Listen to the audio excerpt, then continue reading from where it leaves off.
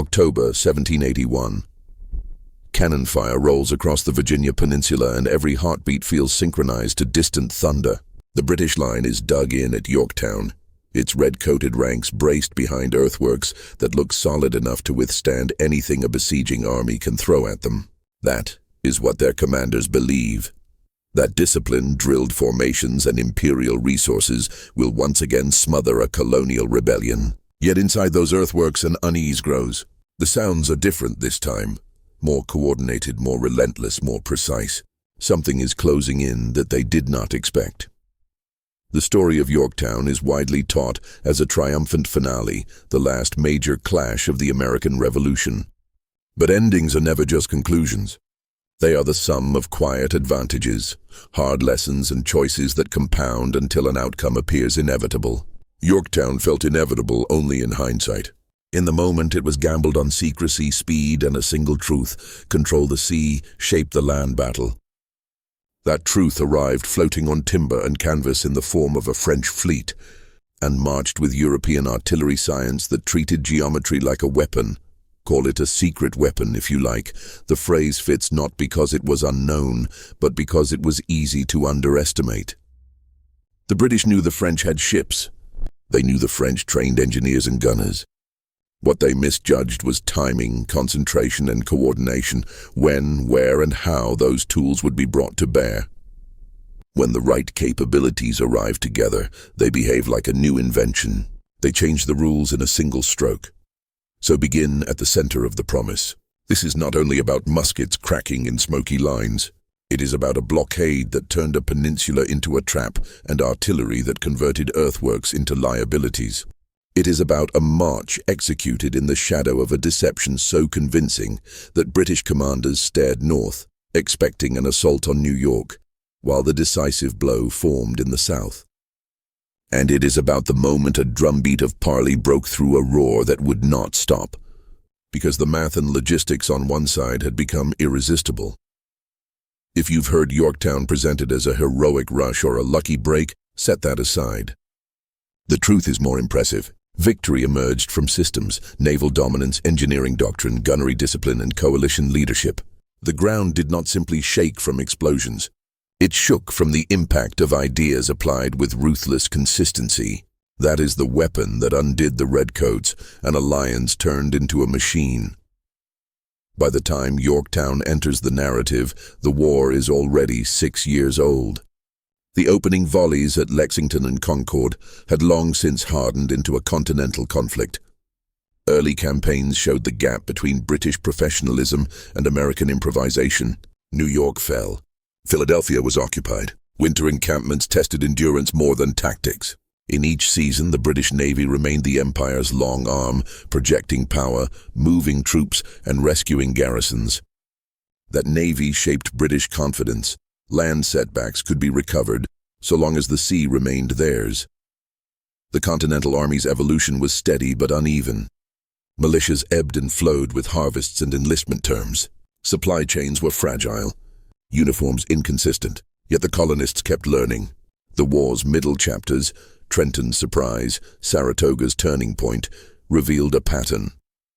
When American leaders manipulated time, terrain, and information, they could offset British strengths. These were not accidents. They were case studies that would later scale. The global picture mattered. The British Empire was not a single-front military machine. It was a sprawling network under constant tension. Protecting trade routes, colonies, and rivals maneuvering required decisions about where to commit precious ships and regiments. When France entered the war in 1778, the conflict's geometry warped. Suddenly, the Atlantic was not a British lake patrolled at leisure. It became contested space, and the Caribbean, rich in sugar islands and revenue, demanded fleets that might otherwise have reinforced North America. This altered calculus did not immediately hand victory to the Americans. It offered opportunity, not inevitability. The French alliance brought resources and legitimacy, but also complexity. 2 chains of command, 2 military cultures, and the need to coordinate across oceanic distances. The value of the alliance would be determined by how well leaders could concentrate power where it mattered, when it mattered, without telegraphing their intent. The British strategy in the Southern Theatre sought to rekindle Loyalist support and exploit the economic importance of the Carolinas and Georgia. Early momentum seemed promising. Charleston fell. British columns moved inland. Skirmishes tested resolve, but the interior did not pacify cleanly. American partisans gnawed at supply lines and morale. Still, British field forces under General Charles Cornwallis remained formidable. When he moved into Virginia, he aimed to cut arteries, seize supplies, and force the rebellion's center of gravity to wobble. Cornwallis chose Yorktown as a base because, on paper, it was wise. The town sits on a peninsula, with water access that should have guaranteed British freedom of movement. A disciplined garrison, stout earthworks, and the expectation of naval relief created a defensive umbrella. The British had used the sea as a safety valve throughout the war, extracting troops from danger, redeploying strength, and denying the Continental Army decisive engagements. Why should Yorktown be different? Because elsewhere, plans were forming that treated the British assumptions as raw material. While Cornwallis dug in, the Allied High Command, George Washington and the Comte de Rochambeau, imagined a battle decided by convergence, land forces arriving in force while the sea lanes slammed shut. Convergence is unforgiving. If one element is late, the moment dissolves. If it arrives on time, momentum changes overnight. 6 years of hardship had taught the Americans the cost of frontal collisions with imperial power. What they needed was leverage, a way to force a British army to fight under conditions it did not control. Leverage would come from two disciplines in which France excelled: naval operations and siege warfare. Get the fleet to the right water, roll the guns to the right range, dig the right lines, and the Redcoats fortifications, symbols of strength, would become targets that invited precision rather than deterred it. Thus, by late 1781, the war's plot paused on a breath. Could a transatlantic plan run through multiple chains of command and unpredictable weather deliver a synchronized trap? The answer depended on misleading the British about the blow's direction, marching with improbable speed, and trusting a fleet to appear where the enemy least wanted it. 6 years in, the war would hinge on which side could make time an ally. When France entered the war, many contemporaries celebrated the arrival of new regiments and more muskets. The deeper transformation was more structural. France brought an entire ecosystem of military capacity. Admirals who could challenge British sea control, engineers schooled in European siege doctrine, and artillerymen trained to treat ballistics as applied mathematics. This was not merely additive. It redefined the coalition's options. Start with the sea. A fleet is more than ships and guns. It is mobility, supply, and decision space. Admiral François-Joseph Paul de Grasse sailed with 28 ships of the line, floating fortresses of the era. Each carried heavy guns, crews drilled to fight in line, and the endurance to hold a blockade. In the Caribbean, his presence already distorted British priorities. Redirecting such a fleet into the Chesapeake was a bet that the decisive point of the war lay where coastal waters and land campaigns touched. Then the engineers. European armies had codified siege warfare into a language of trenches, parallels, saps, and batteries. The point was not romance. It was methodical destruction. The first parallel established a protected baseline. Successive lines crept closer while masking movement. Gabions and fascines absorbed fire and stabilized earth. Batteries were sited for fields of fire that overlapped and reinforced one another. The doctrine minimized needless losses by substituting technique for bravado. Applied at scale, it ground down even strong positions. Artillery made that doctrine lethal. French casting techniques produced reliable guns capable of sustained firing without catastrophic failures. Gunners were trained to compute trajectories, adjust for powder charges, and coordinate barrages with cold efficiency. Mortars lofted explosive shells in plunging arcs that bypassed breastworks, turning interior spaces into killing zones. Howitzers complemented cannons with flexible trajectories that made no corner safe. Add uniform, high-quality ammunition and consistent powder, and accuracy compounded. This capability stack, fleet, engineers, artillery, mattered because it could be concentrated. War rewards concentration. the massing of advantages at a decisive point. Cornwallis had bet that British naval superiority would deny such a concentration by water. He did not anticipate French sea control in the Chesapeake arriving at the exact moment a Franco-American army converged by land. Coordination across cultures is never simple. The alliance worked because leaders prioritized unity over ego. Rochambeau brought more than troops. He brought a professional culture that respected Washington's authority while offering European expertise. Washington brought legitimacy, strategic vision, and the moral weight that held the Continental Army together through winters that would have broken ordinary armies. De Grasse brought a willingness to defy expectations and accept risk in a theater where British admirals were accustomed to dictating terms. What made this secret weapon feel secret was the British habit of viewing each element, French troops, American resolve, European technical skill, as isolated factors. In reality, they formed a system. A system can be hidden in plain sight if no one expects its parts to align. When they do align, resistance that once felt solid suddenly yields. At Yorktown, the system would be tested under pressure. A fleet had to arrive before British relief fleets could concentrate. Siege lines had to be dug under fire and supplied by long and vulnerable roads. Guns had to be hauled into place across chewed-up ground. Communication had to bridge languages and command traditions. The margin for error was thin, yet the potential payoff was extraordinary. Trap a British army, not on open field terms, but inside a geometry designed to dismantle it. That is what alliances can do when they convert goodwill into synchronized force. Yorktown's geography tempts commanders. The town sits near the mouth of the York River, with the Chesapeake beyond, promising naval lifelines. A peninsula narrows approaches and simplifies defense. Cornwallis saw the advantages and moved to fortify them. Redoubts, trenches, batteries, and obstacles engineered to turn frontal assaults into bloodletting. He had roughly 7,500 troops, disciplined, battle-tested, and confident, and a doctrine that relied on the Royal Navy to keep doors open. From his vantage point, the math favored patience. If the Americans came, their siege would be slow and costly. If they faltered, the Navy would resupply or extract the garrison. If they hesitated, British forces could concentrate elsewhere. The logic was consistent with years of British experience in the war. Control the sea, shape the land fight.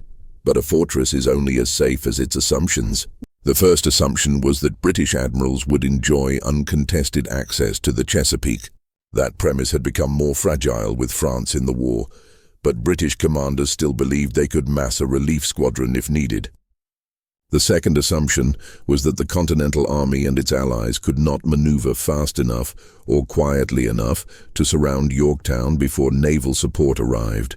The third assumption was that American siege capabilities were inferior, that their guns would lack weight, their engineers would lack speed, and their logistics would sputter. Those assumptions aligned to create a target of opportunity for Washington and Rochambeau. Yorktown's peninsula would simplify not only British defense, but also Allied containment. If the Chesapeake could be closed, the fortress would cease to be a base and become a bottle. Siege doctrine loves bottles, clear perimeters, predictable lines, and no escape routes. Cornwallis's decision to fortify hard had one more consequence. Earthworks radiate confidence, but they also fix positions. Once trenches and redoubts are built, they imply a commitment to stand and fight within their geometry. Flexibility shrinks. If a commander later needs to move swiftly, heavy guns and supplies don't sprint, they lag. Yorktown's works were strong enough to encourage a stand and rigid enough to complicate withdrawal. None of this makes Cornwallis foolish. Given British expectations of sea control, Yorktown was a rational choice. The trap was historical context shifting under his feet. British naval dominance had cracked just enough to let de Grasse's fleet insert itself at the critical hour. The Continental Army had matured enough to move under a cloak of deception across hundreds of miles. French engineers had the skill to devour distance between parallels with alarming speed. Put those changes together, and the same peninsula that promised salvation threatened entrapment. In strategy, the most dangerous risks are not always gambles. They are extrapolations, continuing to trust premises that have quietly expired. Yorktown demonstrates how quickly a stronghold can invert from asset to liability when a rival controls the surrounding space. Cornwallis did not so much choose a trap as walk forward on a path that had been safe until, suddenly, it was not. To make Yorktown possible, Washington had to perform a magic trick in plain sight. The British watched New York, expecting an assault. Washington encouraged that belief with details designed to convince the enemy that preparations pointed north. Bread ovens to suggest provisioning for a siege. Reconnaissance that appeared to probe Manhattan's defenses. Whispers planted where British agents would overhear them. Deception thrives not on lies alone, but on choreography, giving the adversary just enough real motion to animate the story they want to see. Behind the curtain, the Allied army pivoted south. In August 1781, American and French columns began the march, their routes staggered to blur true strength and intentions. Moving thousands of soldiers with artillery and supplies is not merely a question of mileage. It is food, water, shoes, wagons, and discipline. Bridges must be secured or built. Rivers must be crossed at points that won't telegraph the destination. Every day on the road is a day exposed to weather, rumor, and ambush. The feat at Yorktown was less about speed records than about continuity. Nothing broke badly enough to force a halt. Logistics made strategy real. Muskets require powder and shot. Guns require teams, limbers, and draft animals. Men require bread and meat. Quartermasters had to synchronize purchases with availability along the route. Foraging invited friction with civilians. Cash shortages invited friction with everyone. Yet the march kept its tempo. That tempo was the heartbeat of the plan. If the army arrived too early, it could starve before the fleet arrived. Too late and Cornwallis might be gone. Timing was not a detail. It was the plan. Rochambeau's presence mattered. His corps was drilled in the professional rhythms of European campaigning, formation discipline, camp hygiene, and the 1,000 small habits that keep an army functional. Combined with the Continental Army's hard-won experience, the coalition moved with a competence that would have surprised those who still pictured American forces as raw militia. Confidence grew with distance, because each day that passed without a British counterstroke suggested the deception north of New York was still working. Meanwhile, letters and couriers linked land to sea. Washington and Rochambeau coordinated with de Grasse, whose fleet would make or break the siege. Communication lags were dangerous. A shift in wind, a change in orders, or a British squadron appearing at the wrong harbor could unravel months of planning. That's why the deception around New York was critical. It aimed to keep British commanders guessing long enough to prevent timely naval concentration in the Chesapeake. As the columns pressed south, the plan required trust at scale. Trust that French naval power would arrive where promised. Trust that the army's morale would hold under the grind of the march. Trust that Cornwallis would continue fortifying instead of breaking out. Strategy is often written as if it were a set of steps guaranteed by rational actors. In reality, it is a ladder built across uncertainty. Each rung must hold. The Allied army arrived within striking distance as summer tilted toward fall. On the roads, soldiers saw signs of convergence. More wagons, more guns, more languages, more purpose. The coalition began to feel like a single instrument rather than two orchestras sharing a stage. And still, the British in New York waited for an attack that would not come. The deception had done its work. Now the plan's most precarious hinge, the sea, had to swing shut. Washington's gamble was not just that the march would succeed. It was that the enemy's attention could be controlled. He bet that a confident narrative in the north would cloak a decisive movement in the south. The bet paid because details matched intention. The ovens baked. The scouts looked busy. The gossip had plausible edges. The British, like any adversary, believed what their priors framed as likely. By the time those priors cracked, the Allied army was where it needed to be. On September 5, 1781, the British squadron under Admiral Thomas Graves approached the Chesapeake, expecting to assert the familiar pattern. Sail in, supply or extract, reset the board. Instead, sails filled the horizon. The French fleet, larger and better positioned, interposed between the entrance and Yorktown's lifeline. The Battle of the Virginia Capes began, and with it the decisive test of sea control. Naval battles of the era were geometry in motion. Lines of battle formed parallel arrays of ships, their broadsides trading thunder, while captains fought wind as much as gun crews fought iron. The engagement off the Capes was not remembered for dramatic sinkings, but for what mattered more, position and outcome. De Grasse kept the bay closed. Graves, after hours of punishing exchanges and the realization that he was outnumbered and outmaneuvered, withdrew to New York to refit and reconsider. The French did not need annihilation, they needed denial. They achieved it. With the Chesapeake sealed, Cornwallis's assumptions vaporized. The sea, which had so often been a British ally, turned neutral at best and hostile at worst. Supplies could not arrive. Reinforcements could not appear. Evacuation by water, once the ace up a British commander's sleeve, was suddenly fantasy. The fortress on the peninsula was no longer a base positioned to project power.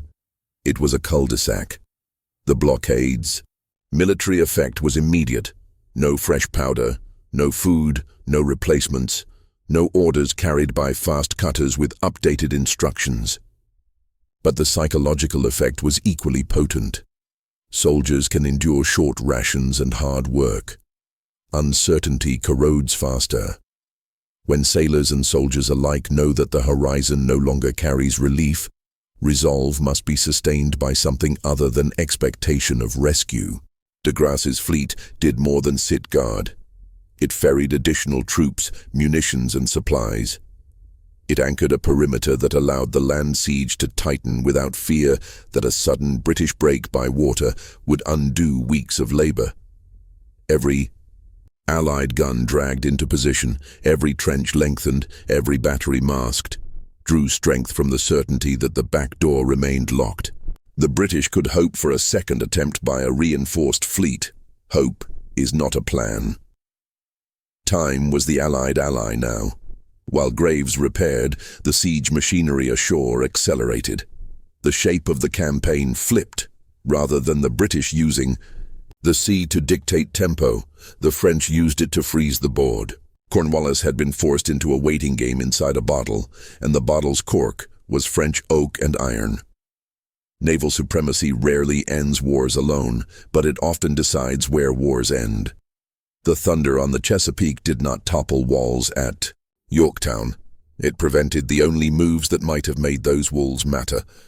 With the sea shut, the land battle could be conducted as a science. That science was about to speak. Siege warfare replaces spectacle with procedure. The goal is not to dazzle, but to dismantle. Once the Allied army ringed Yorktown, French engineers mapped the ground with a practiced eye. Where do enemy guns concentrate? What soil will hold a trench? Where do lines of fire overlap? The plan took shape in measurements and stakes planted by night. The first parallel went in under darkness on October 6th.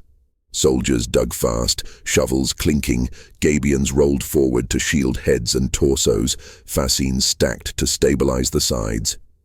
By dawn, a long trench paralleled British works at a distance that balanced safety and usefulness. Behind that line, batteries received their platforms, timbers to absorb recoil, packed earth to hold angles. The work was heavy and exacting. A gun position is not just a hole. It is a foundation that keeps iron steady so that math remains true. Guns followed.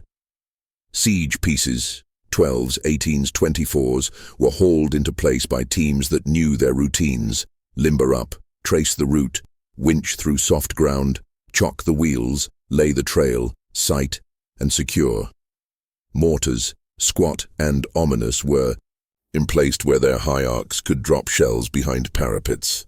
Powder was stored carefully, fuses cut with attention, ammunition staged close enough for speed and far enough for safety. On October 9th, Washington fired the opening shot. It was ceremony and signal. Then the line spoke. Dozens of Allied guns unleashed a pattern of fire that was not random fury, but planned rhythm. counter-battery to silence enemy guns, deliberate shots at known strong points, harassing fire to keep defenders off balance. French gunners demonstrated the difference training makes. Quick corrections after spotting falls of shot, consistent timing, and coordination between batteries to concentrate impacts. Mortars added a different kind of terror. Their shells arced, up and down like verdicts, fuses hissing, explosions ripping at interior spaces that had felt safe. The British responded, but the exchange was unequal. Allied guns were more numerous, better sighted, and less prone to failure. Reports from within Yorktown described guns burst from overuse, platforms shattered by sustained recoil, crews forced to abandon positions where splinters and shrapnel turned air itself into a weapon. Siegecraft advanced methodically. Once the first parallel had done its work, engineers prepared the second, closer, riskier, deadlier. Saps zigzagged to approach without offering a straight alley for enemy fire. Work parties rotated to keep fatigue from mutinying against necessity. Communication trenches linked the system, moving men and munitions undercover so that the machine of the siege never stalled. The metrics of progress were visible. Enemy embrasures collapsed, fire slackened from specific redoubts, rubble piled where clean angles had once presented proud faces. Inside the British lines, life narrowed to endurance. Patch, move, brace and pray that relief would appear on the horizon. It did not. Instead, every day extended the geometry of Allied advantage. What elevates this phase beyond dirt and sweat is how it reflects doctrine translated into action. The Allied command did not win by sudden inspiration, but by obedience to proven method. The French tradition of engineering, the training of gunners, and the discipline of infantry combined to turn the space around Yorktown into a grid where outcomes could be controlled. Washington's genius here was not to invent a new system, but to choose the right one and insist upon it without compromise.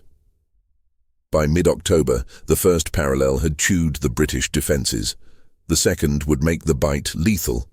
One obstacle remained: 2 forward redoubts that blocked the trench's intended path.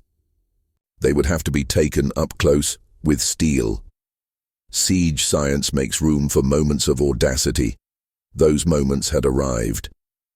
2 British outworks, redoubts 9 and 10, jutted forward like teeth. As long as they stood, the second parallel could not be extended to the range that would crush the main lines. The solution was brutal and simple: seize both by night. The plan called for simultaneous assaults: American troops against Redoubt 10, French troops against Redoubt 9, executed with speed and without the noise of musket fire that would give defenders time to reload and rally.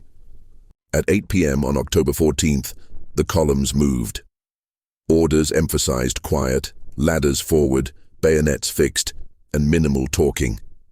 When the defenders detected the approach, musket flashes spiked the dark, but momentum favored the attackers. At Redoubt 10, the Americans under Lieutenant Colonel Alexander Hamilton drove forward through abatis and over the parapet in a rush that turned seconds into the difference between success and disaster. Hand-to-hand fighting is not romantic. It is resolve condensed. The position fell quickly. On Redoubt 9, French troops advanced with the same resolve. Their professionalism, files maintained under fire, ladders planted under pressure, translated theory into result. The British resisted, but the math of surprise, numbers, and determination closed fast. Within half an hour, both redoubts were in Allied hands. Engineers swarmed the positions to reverse and integrate them into the Allied line. Guns were dragged forward to exploit the new angles. The space between armies shrank to a range at which artillery does not argue. It instructs. The capture of the redoubts did more than shorten distance. It signaled to every soldier on both sides that the siege had matured from attrition to inevitability. When outworks fall in coordinated strikes, defenders see their options narrow to grim lists.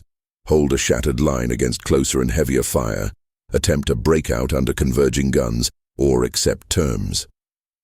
Cornwallis weighed those choices as the bombardment intensified. The assaults also served the alliance's narrative. Americans could point to Redoubt 10 as a moment of valor tied to names that would loom large in the new nation. The French could point to Redoubt 9 as confirmation that their discipline and blood were invested in the outcome. Victory loves shared ownership, and these paired feats offered it. With the redoubts gone, the second parallel advanced. Batteries emplaced at killing range opened with a fury that transformed strongpoints into craters. British counterfire sputtered. Silence fell where guns had roared. The geometry was complete. Lines dug, guns arrayed, angles mastered. All that remained was for the defenders to accept what the math now demanded. The dark had given the Allies 2 keys. They opened the last doors. Cornered enemies still search for exits. On October 16th, Cornwallis attempted one, a night river crossing to shuttle troops across the York and escape north. The first wave made it over. Then weather intervened with the indifference of nature to human plans. Winds rose, waters chopped, boats scattered or grounded. Dawn exposed the effort to Allied eyes. The attempt collapsed. Soldiers who had crossed returned under fire. Options dwindled to one. The following morning, October 17th, a British drummer sounded the call to parley. A flag appeared. Letters passed. Washington allowed time to propose terms, but pressed the urgency of the situation. The longer the delay, the worse the position would become. Negotiators met on October 18th at Moore House, haggling details that mattered to men's futures: treatment of prisoners, honors of war, officers' swords. Washington insisted on balance. Firmness without vindictiveness, dignity without forgetfulness of past humiliations suffered by American garrisons. On October 19th, the surrender was enacted with ceremony that underscored the shift in power. Allied troops lined the route, Americans on one side, French on the other, a deliberate symmetry. British soldiers marched between them to lay down arms.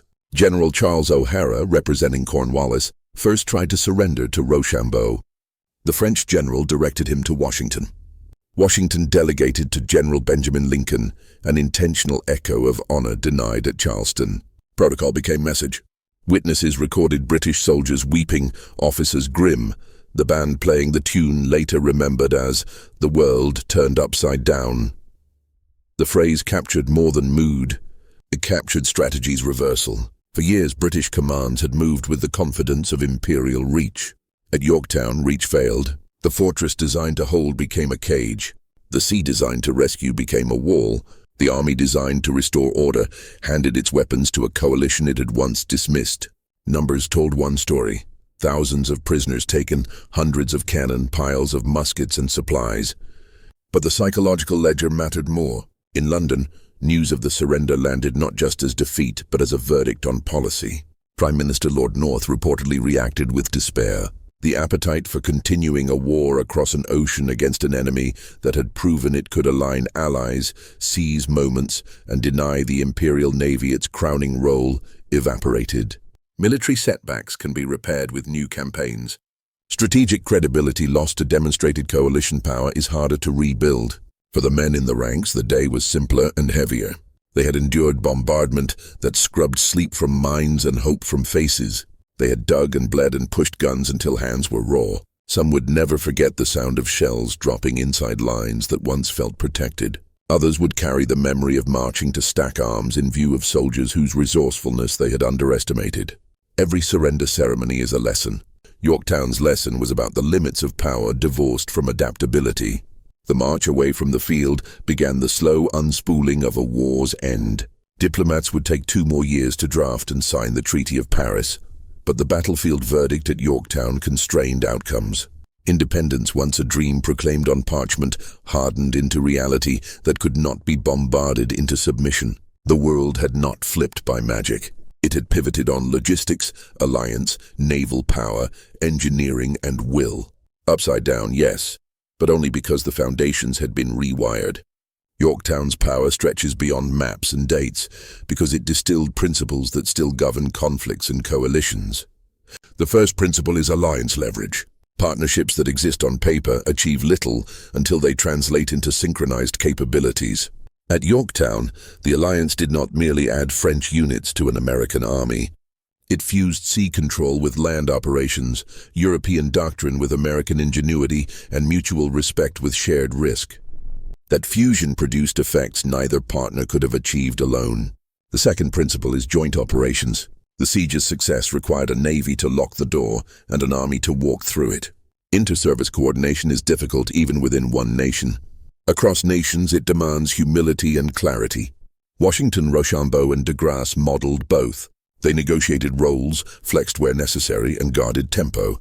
Modern militaries study such cooperation for good reason. Victory often belongs to the side that choreographs domains into a single dance. Third is the primacy of logistics and engineering. It is tempting to frame Yorktown as a triumph of courage under fire. Courage mattered, but courage without bread, platforms, gabions, and powder is a story that ends in noble failure. The Allied siege consumed material at industrial rates by the standards of the era.